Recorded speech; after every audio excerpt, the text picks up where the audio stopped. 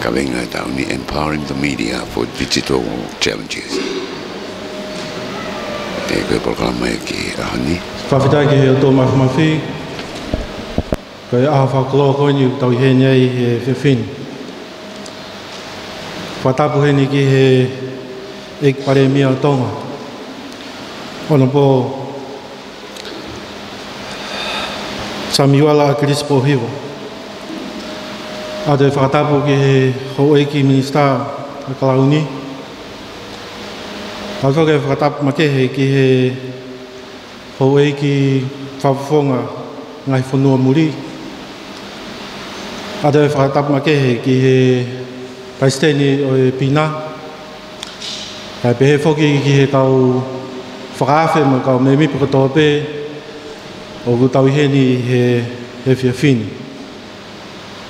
Ek pare mia o wata e kolwha moimore. Kai whakata mai motu ani ke tataki atu ai po kalamani.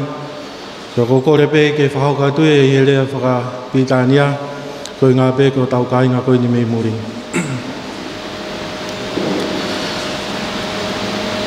Honourable Samiuela Akilisi Pohiva, Prime Minister of Tonga. Members of the Cabinet, members of the diplomatic corps, to the President of PINA, Pacific Island News Association, Mr. Moses Stevens. Distinguished delegates and ladies and gentlemen, I would like to welcome you all for the commencement of the 5th Pacific Media Summit held at Nuku'alofa, Tonga today. I would like to invite Reverend Dr. Taliai Niumeitolu, Deputy Principal of Sia'atoutai Theological College, to please offer the invocation. Afterwards, we will invite Honorable Poasi Matailete, Minister for MEIDECC, to do the welcoming remarks. Following the welcoming remarks, we will invite the President for PINA Association, Moses Stevens, to give his remarks. We would like to invite Reverend to start this meeting. Before saying the prayer for the evening, I'd like to read part of the scripture, the book of 2 Samuel chapter 12. 2 Samuel chapter 12, verses 1 through 13.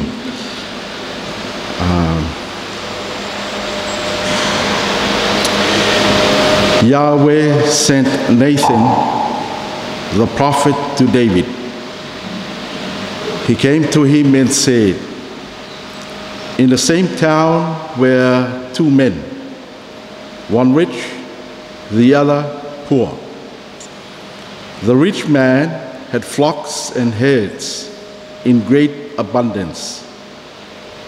The poor man had nothing but a lamb, one only, a small one he had bought.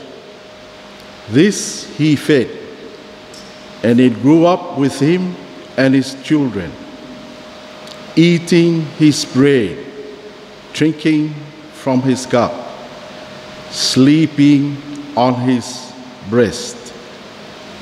It was like a daughter to him. When there came a traveler to stay, the rich man refused to take one of his flock or herd to provide for the wayfarer who had come to him. Instead, he took the poor man's lamb and prepare it for his guest. David's anger flared up against the man. As Yahweh lives, he said to Nathan, the man who did this deserves to die. He must make fourfold restitution for the land for doing such a thing and showing no compassion. Then Nathan said to David, you are the man. Yahweh, the God of Israel, says this, I anointed you king over Israel. I delivered you from the hands of Saul. I gave your master's house to you, his wives into your arms. I gave you the house of Israel and of Judah. And if this were not enough, I would add as much again for you. Why have you shown contempt for Yahweh, doing what displeases him? You have struck down Uriah the Hittite with the sword, taken his wife for your own, and killed him with the sword of the Ammonites.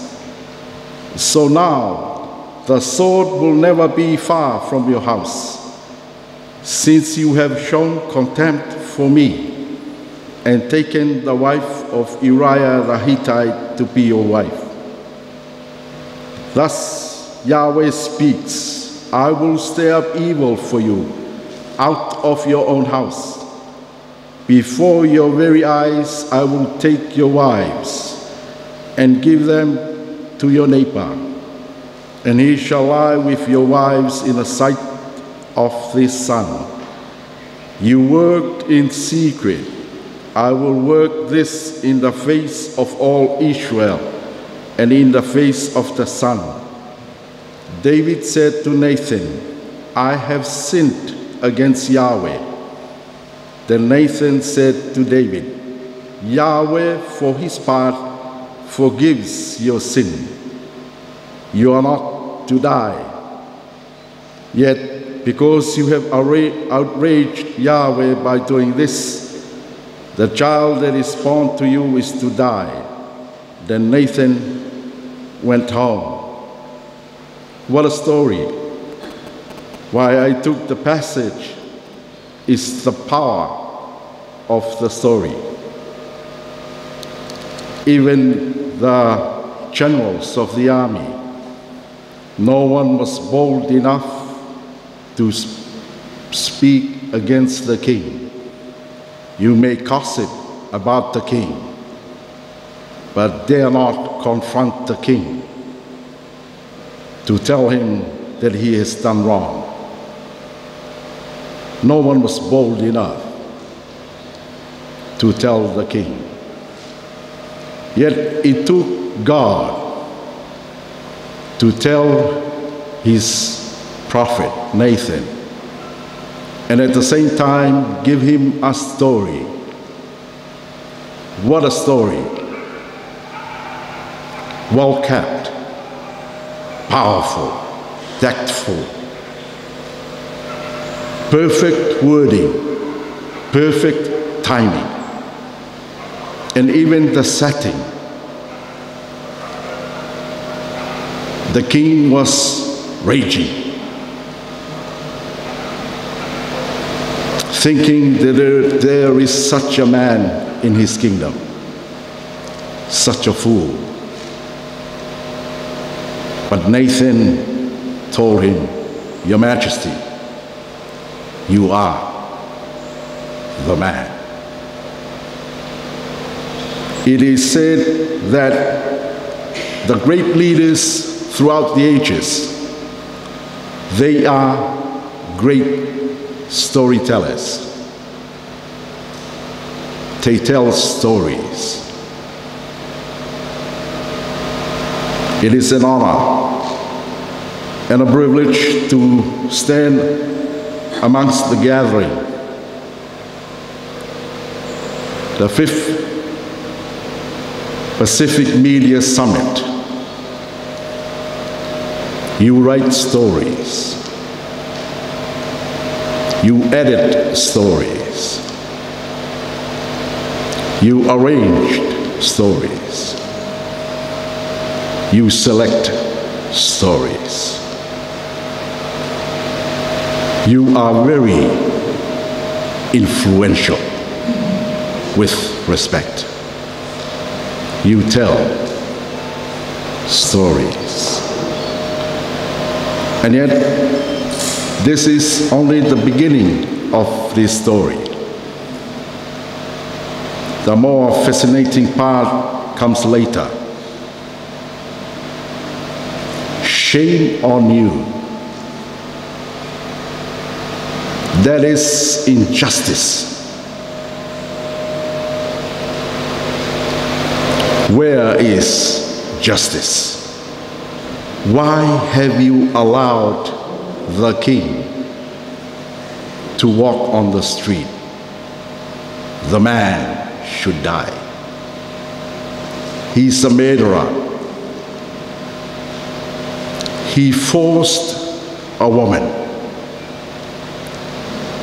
That is injustice.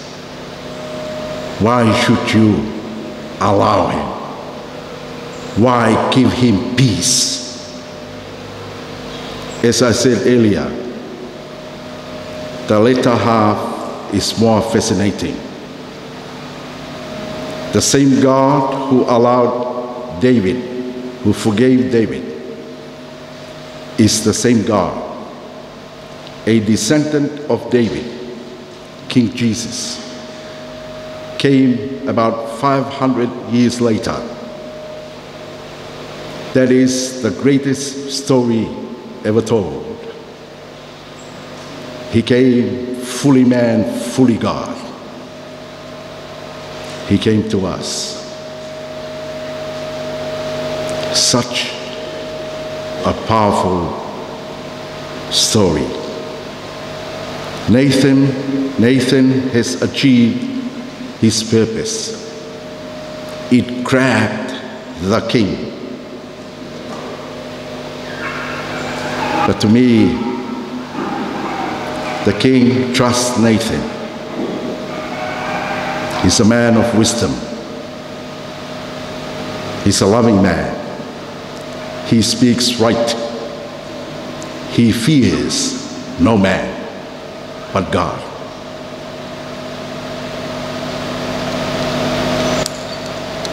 Let us pray.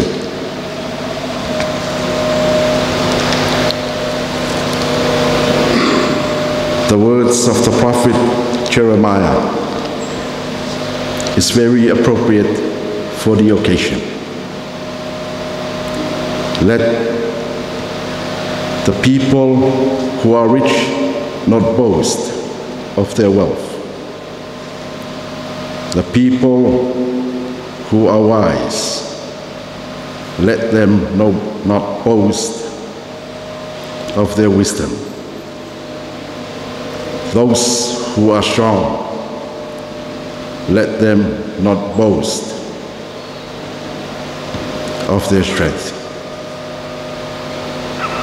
But they should boast that they know you. You are a merciful and loving God.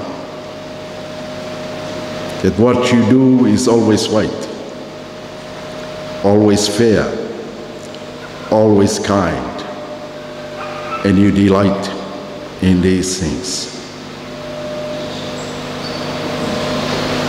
In the past, you spoke to us through prophets, not only prophets, but patriarchs. But today, you spoke to us through your Son, Jesus Christ. Your word for Tonga and the Pacific region and the world is Jesus Christ.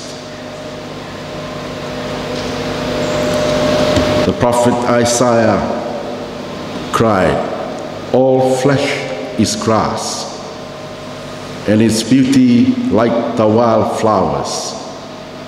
The grass withers, the flower fades, when the breath of God blows on them.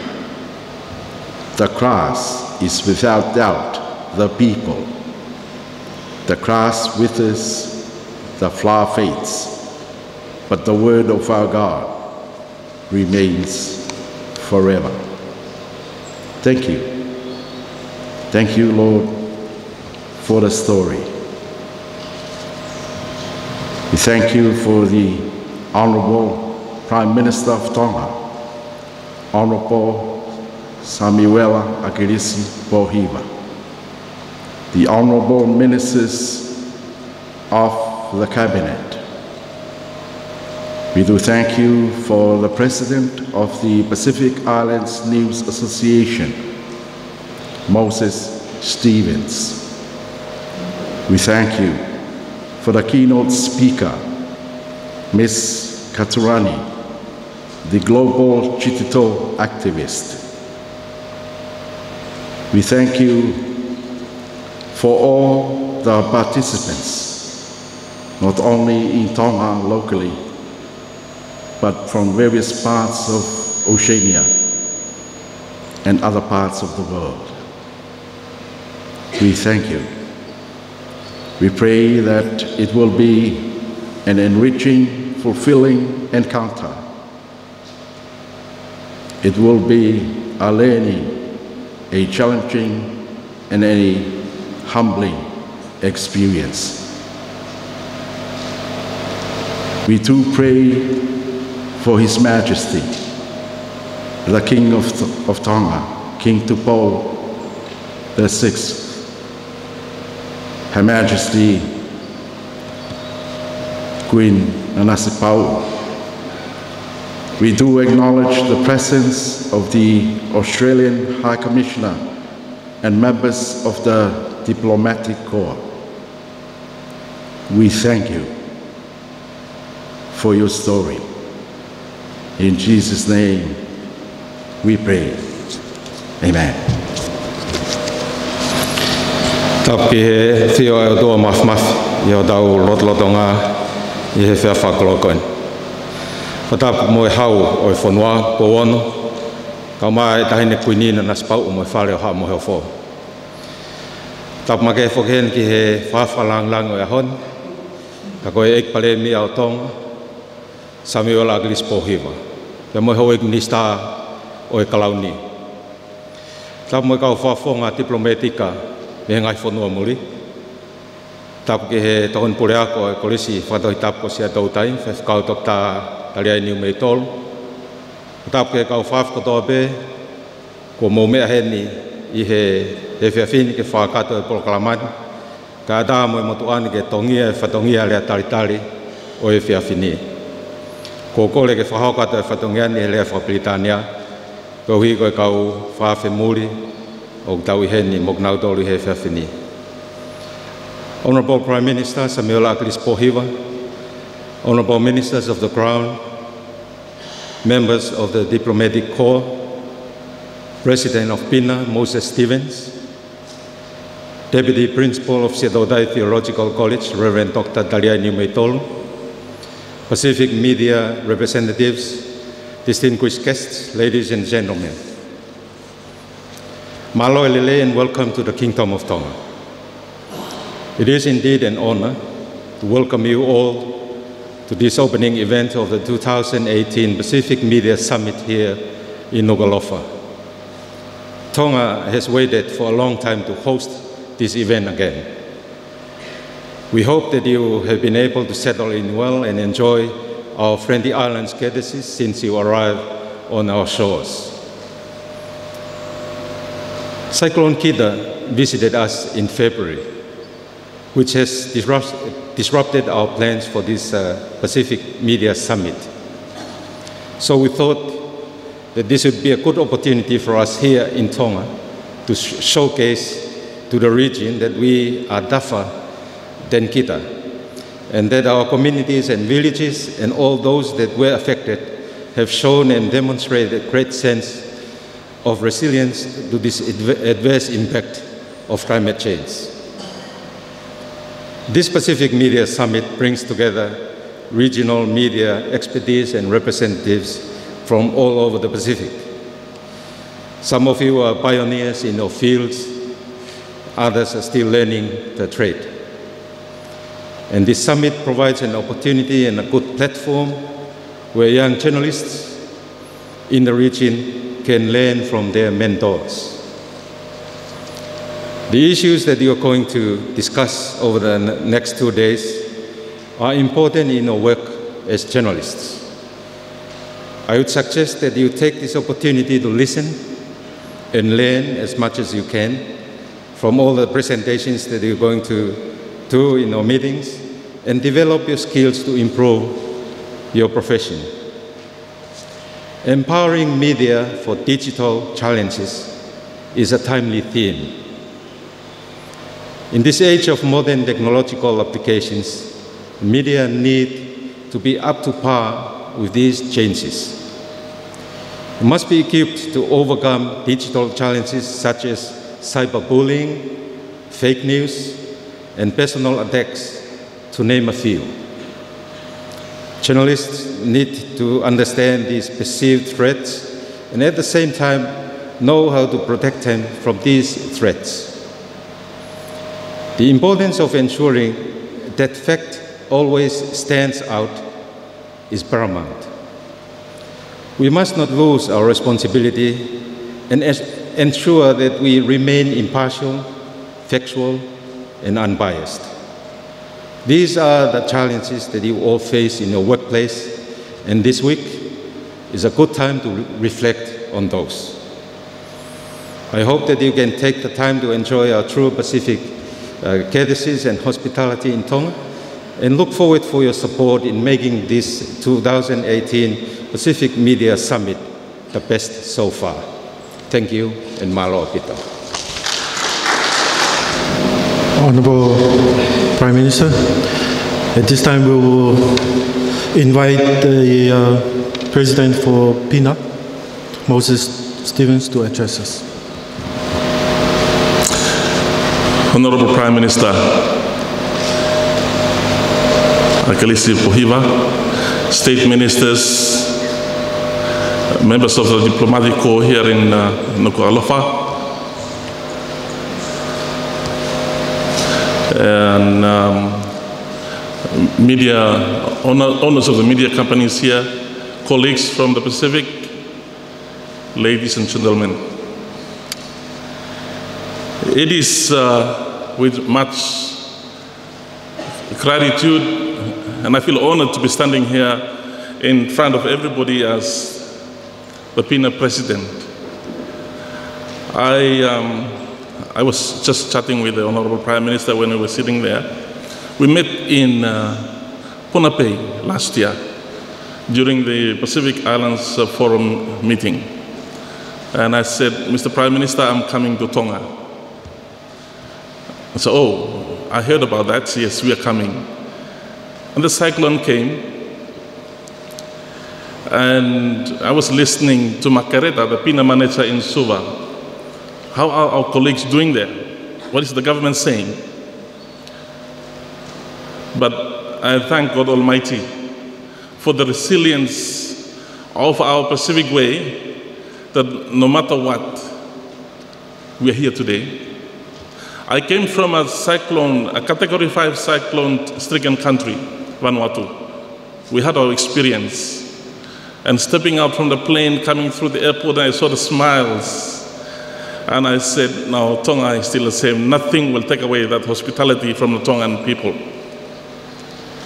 And it shows the resilient spirit that has driven PINA all through the years to where we are today. I was the Media Association Blong Vanuatu president when I came to Nuku'alofa in 2005. And in 2009, I was elected PINA president. That's during the inaugural meeting of the Pacific Media, what is now the Pacific Media Summit. And since then, PINA has continued to experience a fallout. Just to give a little brief history on PINA. You know, before we had PIBA and PINA. PIBA is the Pacific Islands Broadcasting Association, and PINA was Pacific Island News Association, and it represents the print media. In 2003, our leaders then decided to merge the two organizations into one umbrella under PINA. Some of us did not agree, so they decided to stay away, mostly on the print side of our industry. But since then, came 2006, the military coup in Fiji, and then some other political interference into media, our media practicing, and like media freedom was a huge issue, a huge subject that people were talking about. And they were precious that we relocated PINA Secretariat out of Suva, but we have stood ground. In 2007, we elected Papua New Guinea, then Managing Director of NBC, Joseph Elodona, who's here with us today and still involved in PINA as a consultant. He was president, and we decided then that we will not run in the face of pressure. Even the military government was in place in Suva.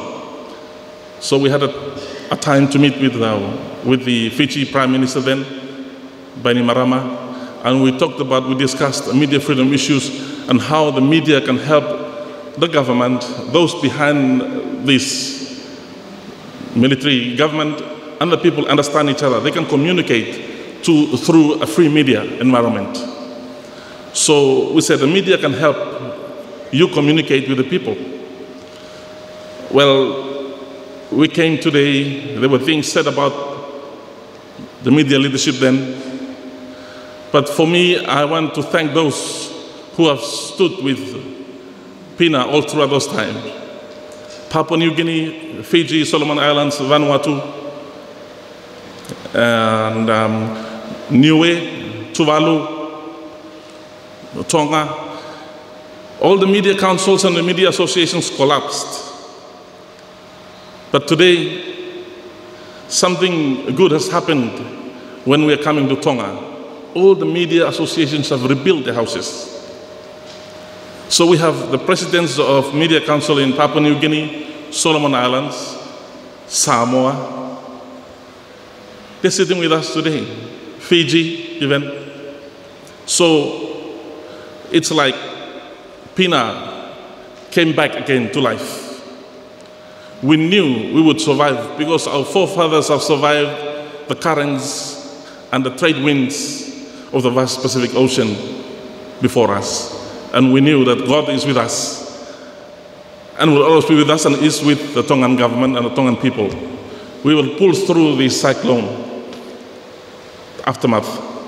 So today, as I stand here before you, I speak as, this is my last speech because I'm stepping down. I have served 4 terms, and I was told that I'm the longest serving president. I didn't know that, but when I was elected in Palau in 2016, I was told that I would be serving as the longest serving president of PINA consecutively. So, Honorable Prime Minister, we're happy to be here today. We have heard all the dilemmas that happen in Solomon Islands, in Papua New Guinea, in Fiji and Tonga, and we are with you. We are standing with you. We're standing with the Tongan government and also the Pacific Islands governments and the national media associations in the Pacific. We need to be talking to each other. We need to be understanding each other. Each individual country needs to define media freedom in their own respective culture. There is no uniformity of the freedom, media freedom. We in Vanuatu have to find out for ourselves, Papua New Guinea, Solomon Islands, Fiji. And then when we sit in one big family as a Pacific Media Summit Convergence, then we share our experience. Oh, we can copy that from these people. We can pick that, we can learn from each other. But on the ground, we deal with our own issues. We encourage the national media associations to be strong So I'm calling on my colleagues in Tonga. Please, let's put the Media Council here together again. The government needs us. Our people need us. Let's leave the differences aside and let's build our media house. For those of you who have come back, I salute you. Rudy and Gary from Post-Korea, Rudy from the TOS, Western Samoa, Journalists Association of Western Samoa, the Post-Korea. I mention them because these are some of the icons of PINA. During the fallout, they were never part of our meeting. They are here today, and I thank God for that. And I'm sure when I step down, PINA is growing back to its roots, growing its roots again. And the government are being engaged with the media. We see the pre-forum leaders meeting. We have media training. Then we have the tunanomics training. And I see my sister Lisa William around here. I said, Lisa, you mustn't give up on this because tuna is a significant source for economic sustainability in the Pacific because we have a lot of waters around us and a lot of tuna swimming out there. People out there are hungry to eat our tuna, but we have to control them, and the media can help promote that industry. So without saying any more, I look forward to the discussions starting tomorrow, and I look forward to everybody's deliberation. So, Honorable Prime Minister, I'd just like to thank you, your government, the people of Tonga, and those in the, I'd like to make special mention of our hospitality students who have been very, very good in serving us during the two-day workshops that we completed today. So once again, ladies and gentlemen, thank you very much for listening, and I wish everyone the best in the coming days. God bless. Thank you. Thank you, Mr. Stevens. Honourable Prime Minister, distinguished delegates, it is my honour to introduce at this time the Miss Heilala 2017-2018, who will be performing a Tau'olunga for us.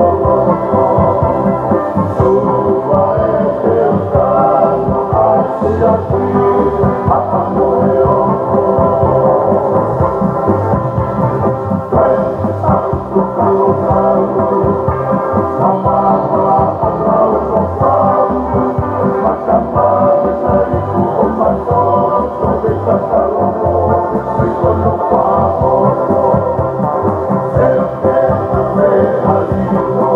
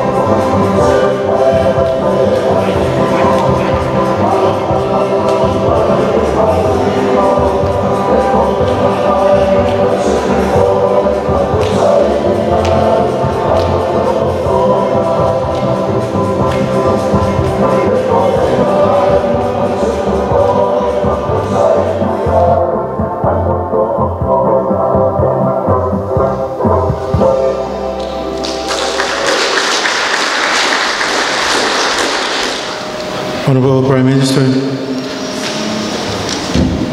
at this time we would like to invite our keynote speaker, Ms. Caturani, to please deliver her speech for us. Afterwards, they will invite the Honorable Prime Minister Akilisi Pohiva to please address us.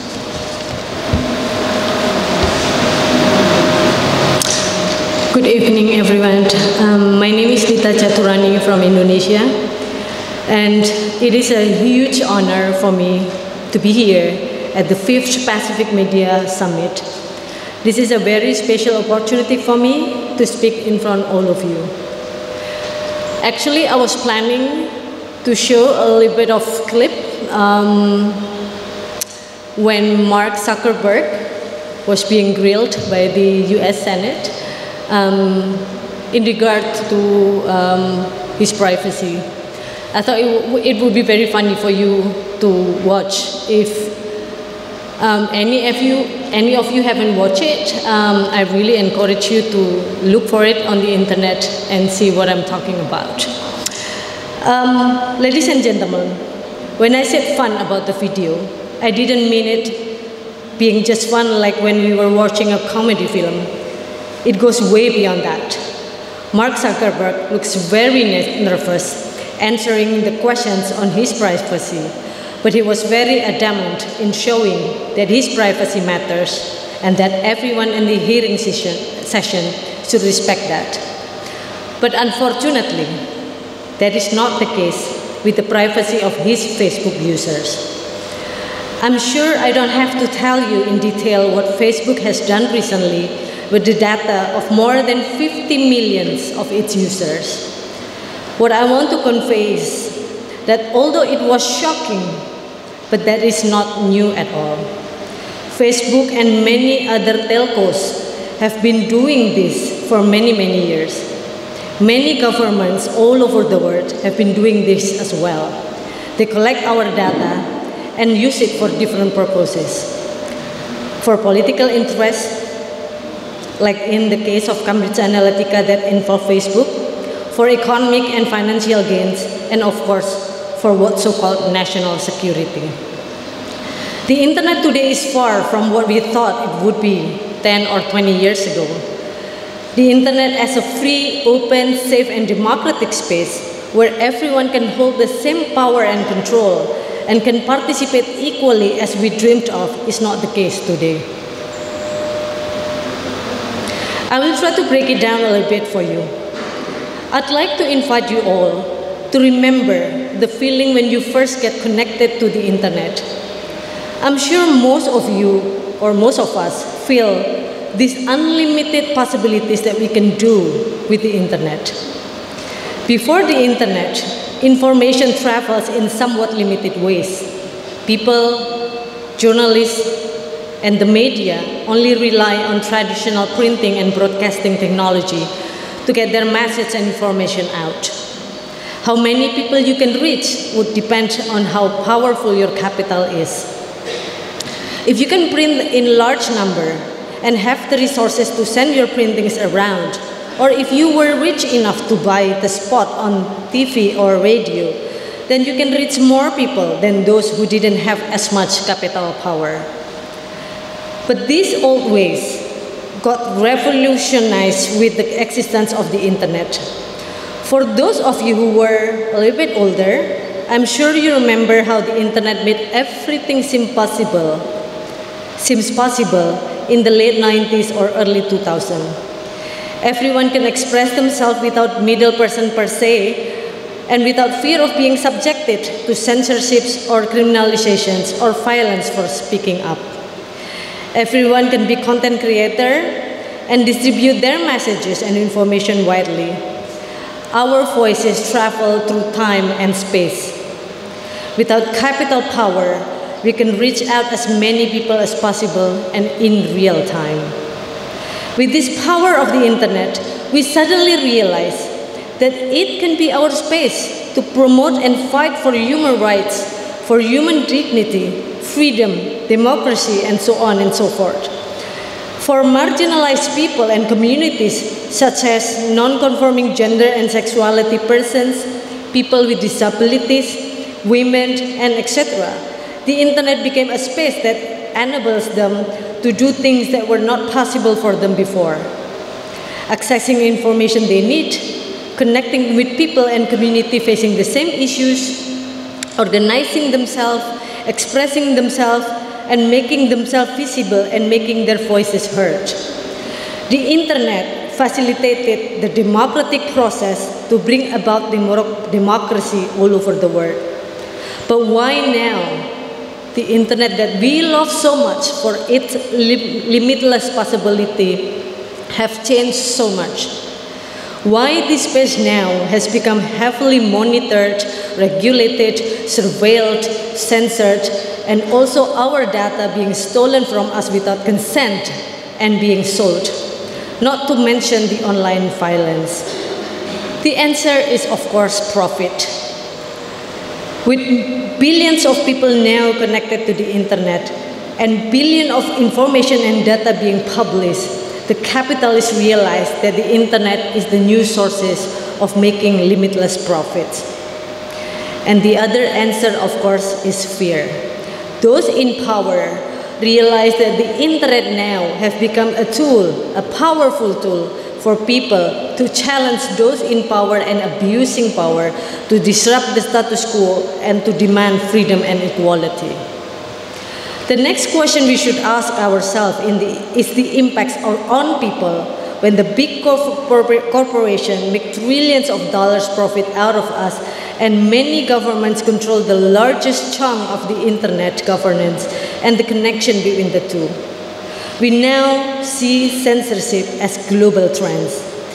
Many governments all over the world are copying one another to pass draconian laws that will give them the legitimation to censor any content, any expression, any voice on the internet.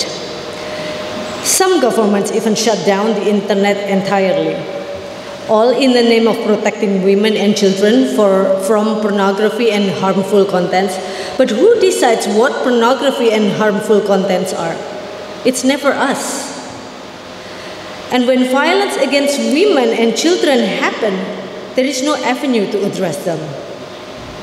Also, all in the name of countering terrorism and national security, while on the contrary, we clearly see fundamentalism, radicalism, and terrorism are on the rise instead. The government knows exactly that censorship won't be effective. The nature of the internet makes it that way. But they keep doing it because of the desire to silence those who offend them using pornography and terrorism as an entrance. We see people being thrown in jail, kidnapped, persecuted, and even killed for raising their voices online by government, by organized crime groups, and or in the case of my country and some other countries, by religious fundamentalist groups and individuals. We see us losing our control over our data and our privacy. We see us become our own gatekeeper, while I am sure all of you here would agree that self-censorship is the most dangerous kind of censorship. Furthermore, we see us losing our freedom, autonomy, and agency. Many governments and corporations often feed each other, creating all the impacts mentioned above. Few years ago, with Snowden revelations, we all know that all big techos gave away their users' data to the US government under the PRISM program. Where are the media and journalists placed on this issue? Journalists were among the first to realize the power of the internet. When media outlets had not have their online platform, journalists had come to the internet as what we call bloggers. They published their writings in the internet, especially those that didn't make it to the printing or those that are not seen fit with the media they work for. Journalists have published news, investigations, articles, information on a wide range of issues that benefit the masses. from corruption to climate change, to land conflicts, to human rights, to women's rights, to freedom of speech and expression, to human trafficking, to how capitalists rob humans and the earth, and so on and so forth. The internet makes the words of journalists travel far and fast. What happened in one part of the world could become a knowledge of people in other parts of the world, something that is hard to imagine before. But journalists and the media were also among the first to know and face the threats of the development of the internet in the last decade or so, when more and more people become connected to the internet and enjoy being glued to their devices instead to newspaper, magazine, or books. The media started to look at the internet as the new opportunity. But wait, let me ask you, is it an opportunity? Or is it an option that you have to take because you don't have any other option? Because now we have seen many printed media collapse, because the number of copies being sold faced a major decrease in the last decade. Even the big and powerful ones from the West. Most media are online now, and of course people love it. They don't have to pay to access information anymore. What people don't know is that having to close down their printed edition and moving online, the media suffer great financial loss. Many media had to let go their great journalists, and those who are staying face salary cuts. Those keeping up with everything that happens in the world that needs to be covered by the media becomes a big challenge, especially for small media. And many journalists around the world being overworked for so little appreciations in return. Why the media face financial loss when going online? Because big online platforms such as Facebook take a larger portion of the money coming from advertisement.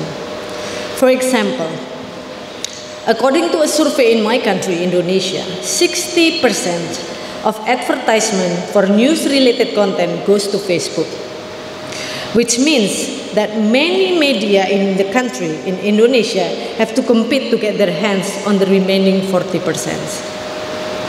So it's not surprising that a lot of media are also collapsing in Indonesia. Not only that, the journalists and the media around the globe face censorship.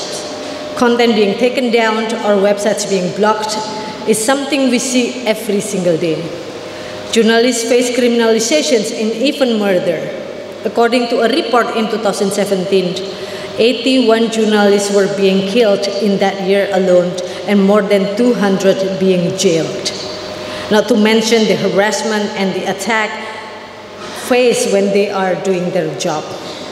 Those are with objectives to silence or censor journalists from presenting facts. And of course, I will not go without talking about the issues that have been talked about the most recently, fake news. Everyone from government, civil society, and also the media have been battling against fake news.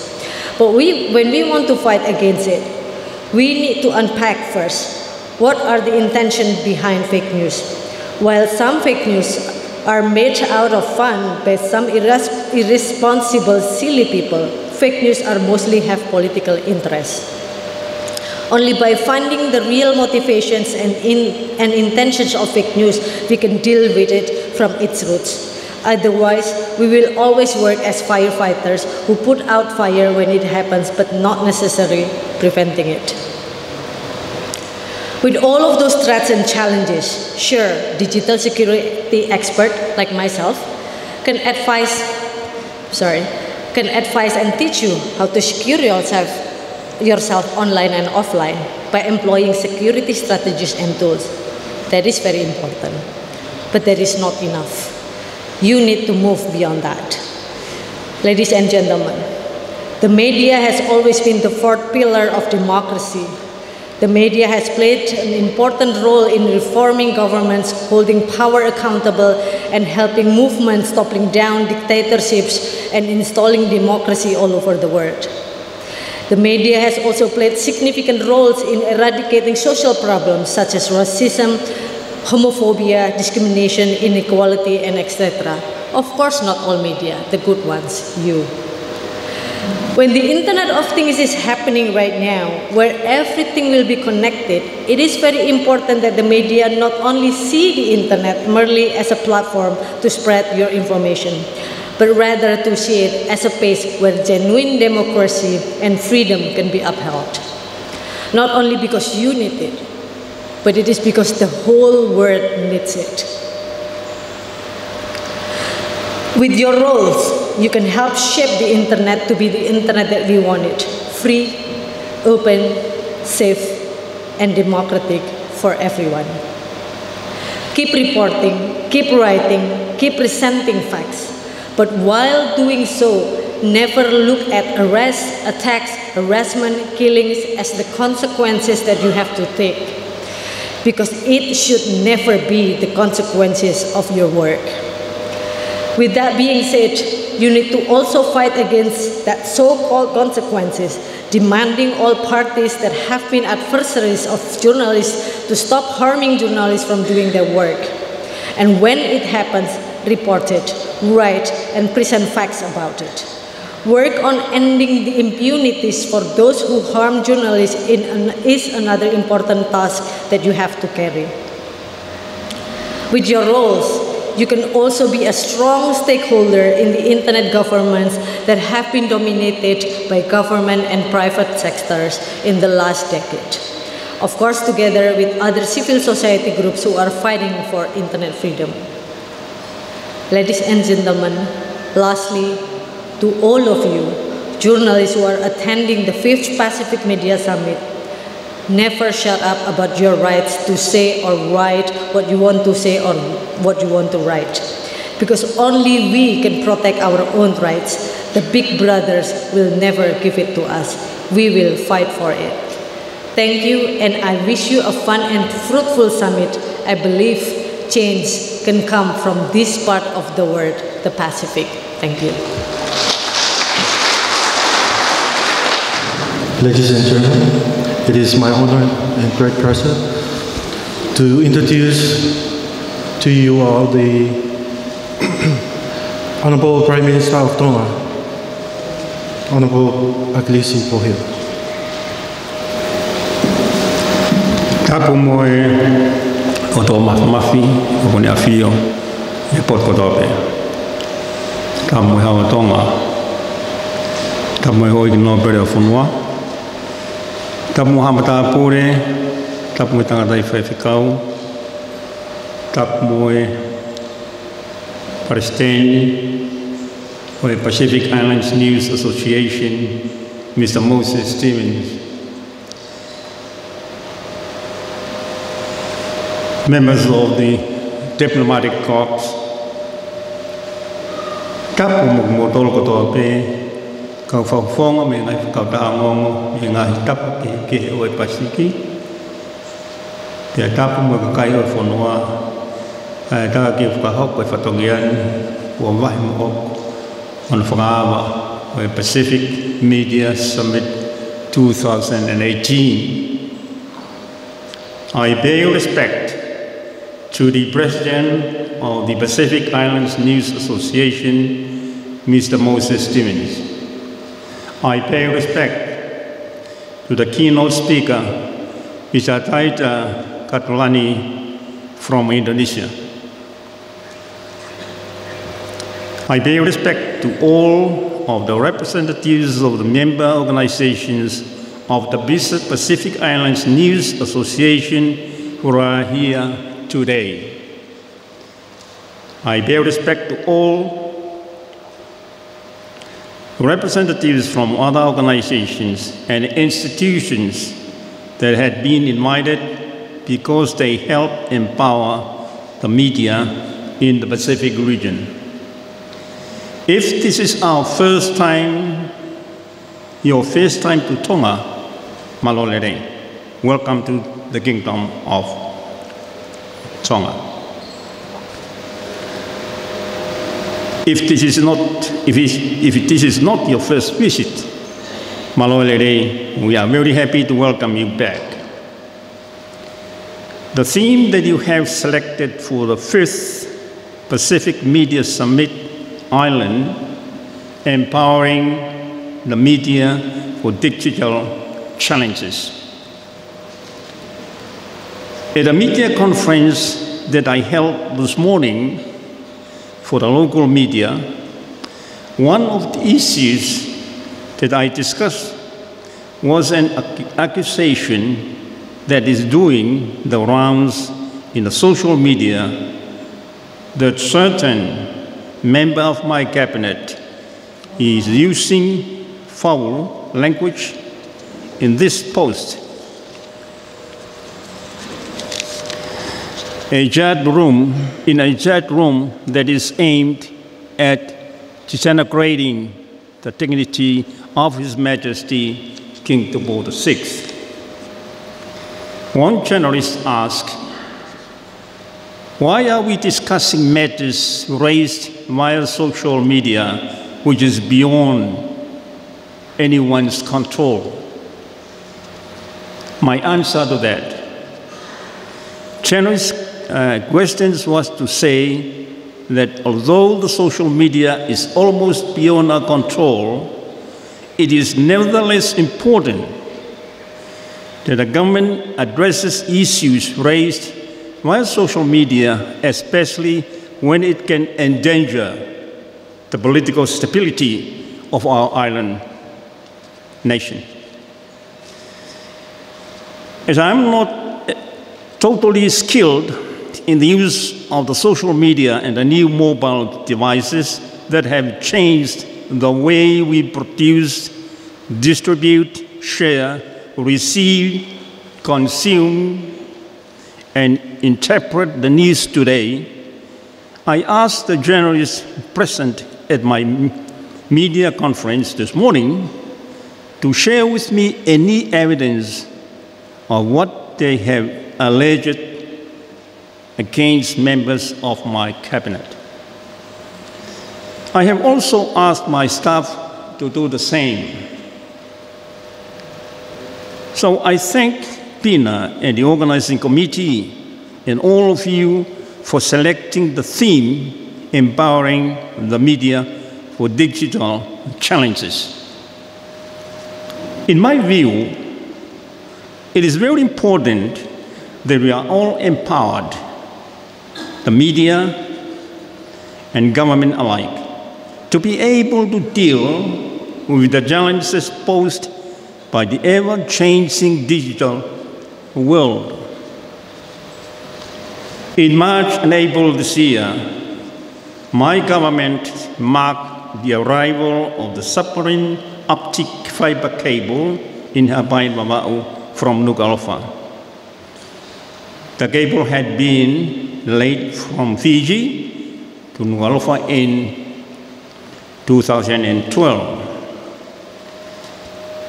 This was the implementation of one of the Tonga government's development goals to make the latest and fastest information and communication technology accessible to all the people of the country. We are yet to see whether it is the GPS. According to the experts, the arrival of the optic fiber cable in Hawaii had boosted the capacity of the system in Hawaii by 1.2 terabytes. In real terms, this means that the Hawaii telecommunication system can handle 12 million phone calls at the same time. That's an enormous capacity. Although the government places a strong emphasis on promoting the positive use of the modern communication technology to facilitate our social and economic development, we already have in place legislation and institutions to monitor and punish those who endeavor to use such technologies for antisocial and criminal activities. The government of Tonga is committed to the freedom of the media, even in a digitized world. Freedom of the media had in fact been entrenched in our Constitution since 1875. That is 143 years ago. The current wording of the relevant constitutional clause is Clause 71(1). It shall be lawful for all people to speak, write, and print their opinions, and no law shall ever be enacted to restrict this liberty. There shall be freedom of speech and of the press forever, but nothing in this clause shall be held to outweigh the law of defamation, official secrets, or the laws for the protection of the king and royal family. This freedom, of course, does not come without responsibilities. Those responsibilities include not to defame your neighbor, not to violate official secret acts, and not to violate laws for the protection of the king and the royal family. That is why I was keen to find out from the journalists this morning as to which member of my cabinet is allegedly degenerating the dignity of His Majesty the King. You would have all heard by now how the Tonga has dropped 2 places from 49th to 51st in the 18 and 2018 World Press Freedom Index that is compiled by Reporters Without Borders. You would have also read that the reason for the drop in grade is because of my government's unfair treatment of senior journalists in the Tonga Broadcasting Commission. I have no problems with that.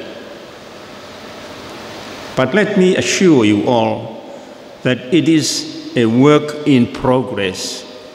We are continuing to talk with the management and staff of the Tonga Broadcasting Commission with the view to improving our relationship and, of course, our position in the 2019 World Press Freedom Index.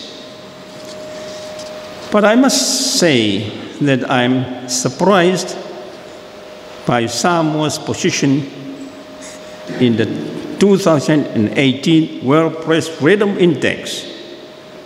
Samoa is 22nd. Oh, congratulations, Samoa. However, when I read about the ongoing battle between my Samoan counterpart and the Samoan observer, I can't believe that Samoa is 22nd and Tonga is 51st. This is unbelievable.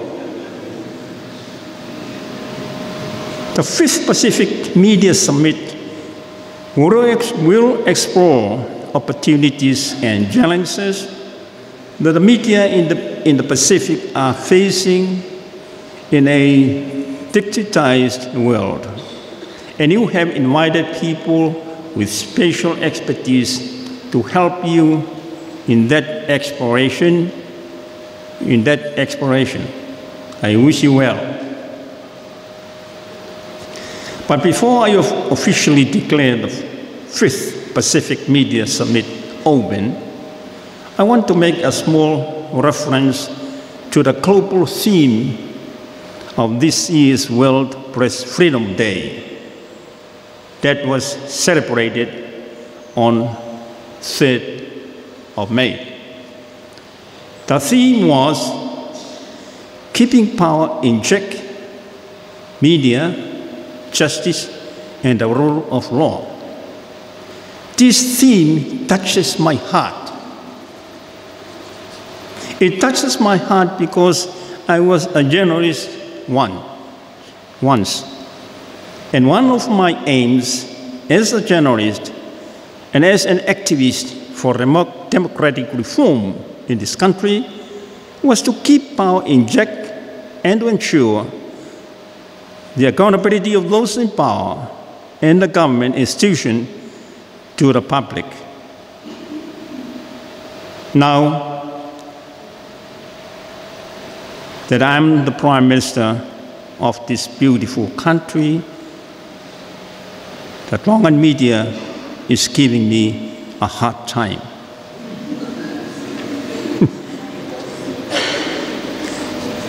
They are doing to me what I used to do to previous prime ministers of the country over the last 40 years.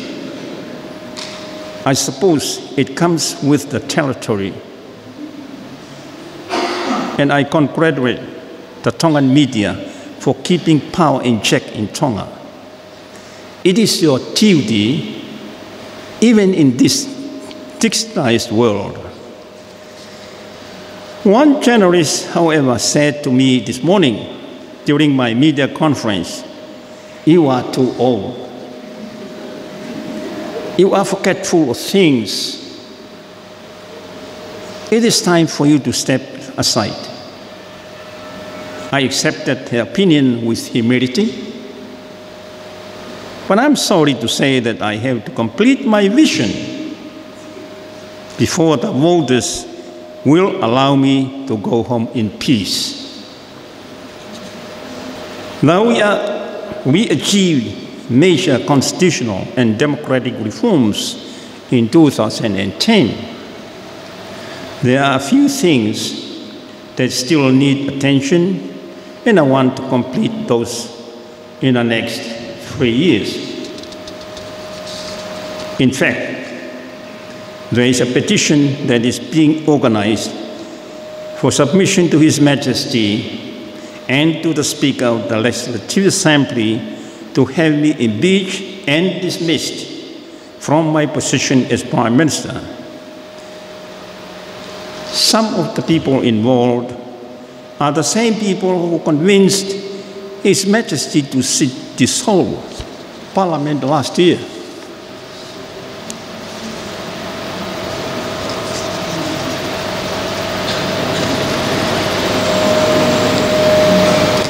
A section of Tonga's media support this petition. I have no problem with that too. I welcome the petition that is part and parcel of the political process, and that is part of the process of keeping power in check in the kingdom. It gives me great pleasure to declare the 5th Pacific Media Summit open. Malo Abito.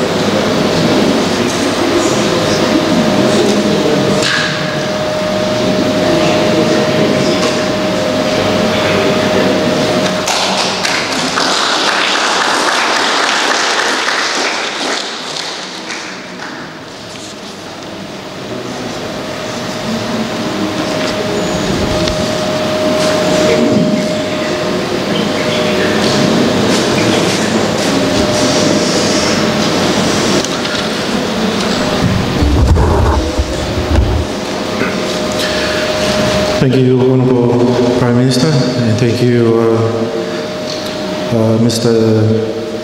Moses Stevens, for the presentation. At this time, we would like to invite the girls back to perform another cultural item for us before we proceed for the rest of our agenda for tonight.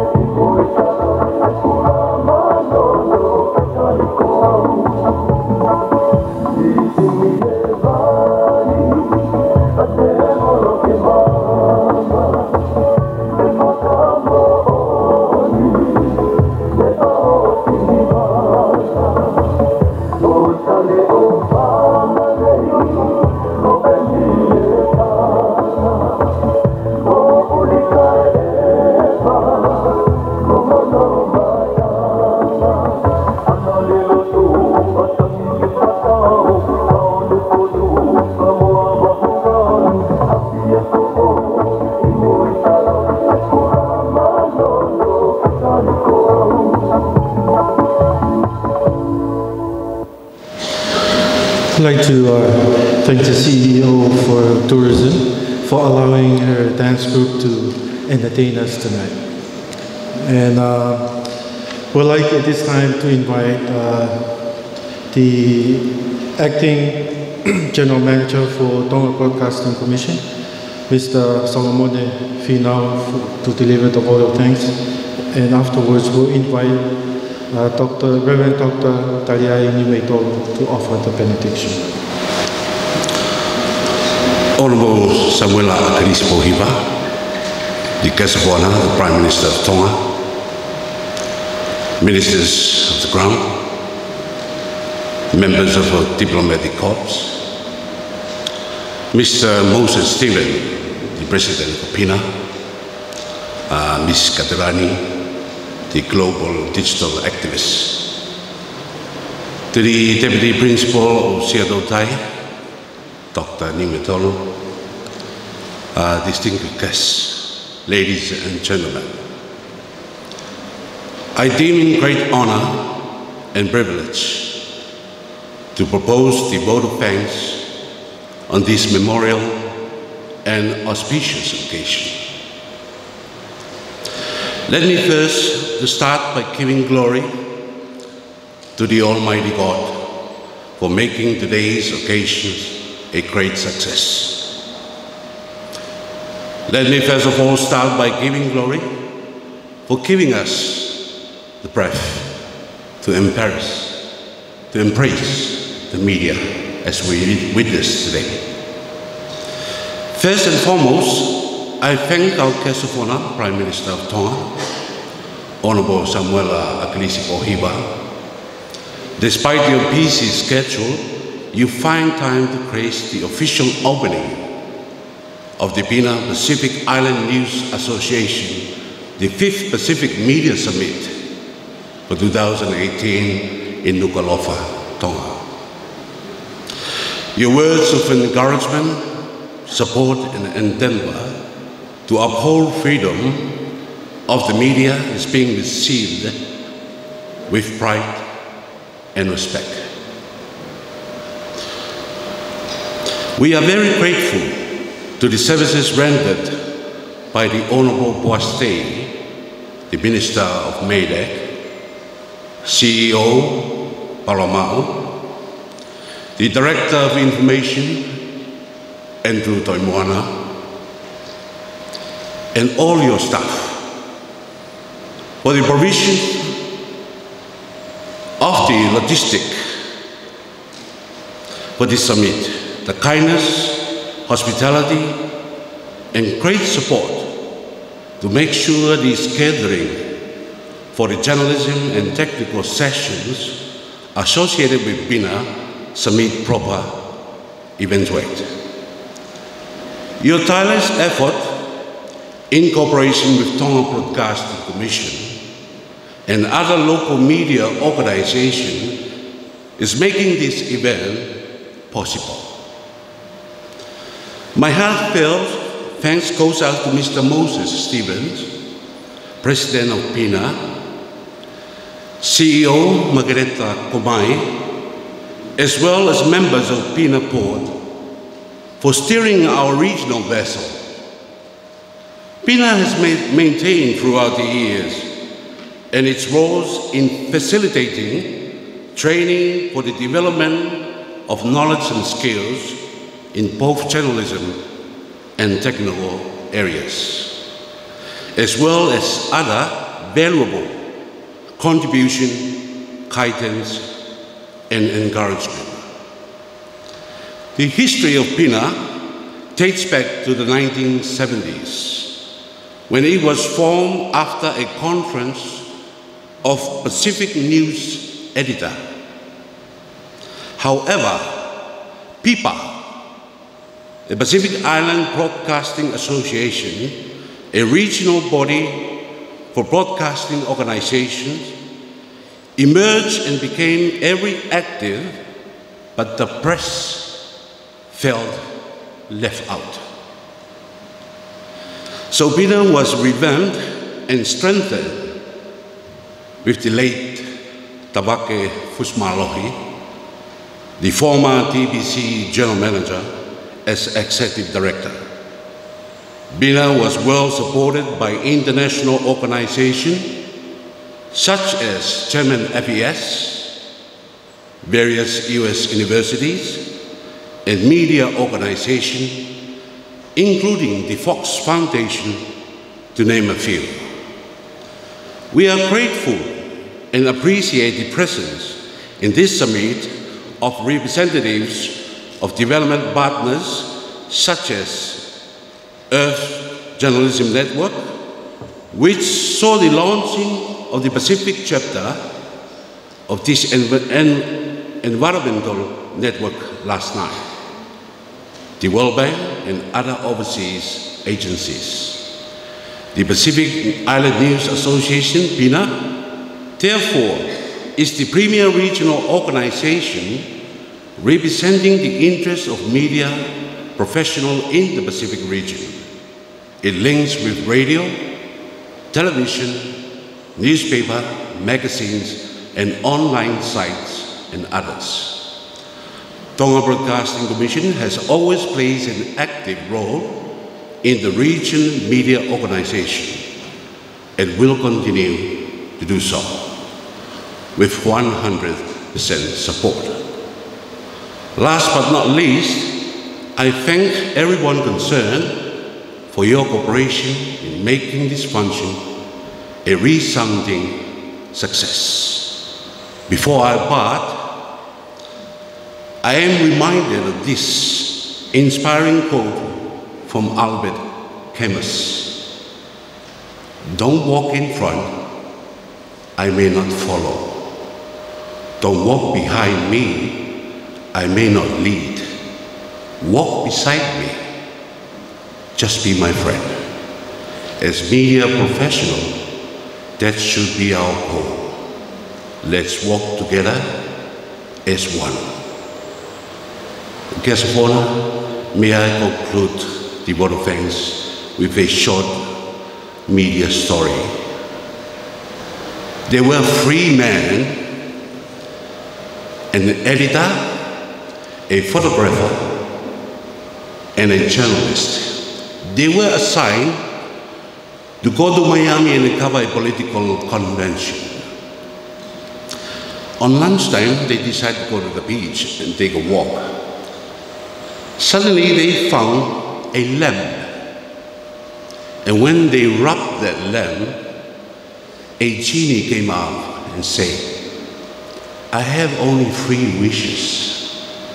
I'll give you one each, 1 wish. So the photographer, he first asked his wish.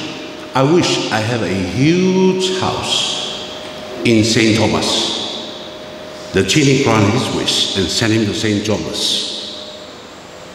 So the next one was the journalist. I wish I had a huge yacht I can cruise around the world. The genie offered him his wish. Lastly was the editor. And the genie asked the editor, what will be your wish? And the editor responded, I need both of them back before after lunch. Because the deadline for the newspaper tomorrow is 10 hours time. Therefore, I wish you all participants a happy, wonderful, fruitful meeting. And thank you very much, Malo. Benediction.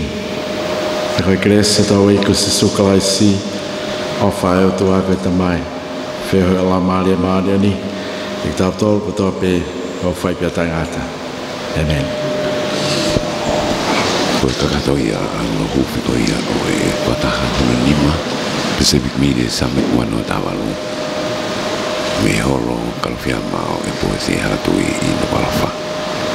Ko atu vai programa ki talitari ko ia e ka fini matata e olei. Honorable Prime Minister, Ka ko ia pongpongi ki te ko wat pe e. thank you for Ai pataha e ko wat pe opening sessions for this evening. It's concluding our Pe veki program to for ko le tonight. ro ka fala de de And we are inviting all of you, those of ki you ko who ro will fa be traveling to our dinner session over at Ohole. The buses are outside waiting for you. So please you may proceed to the buses, and also the vehicles are ready for you to depart. Thank you.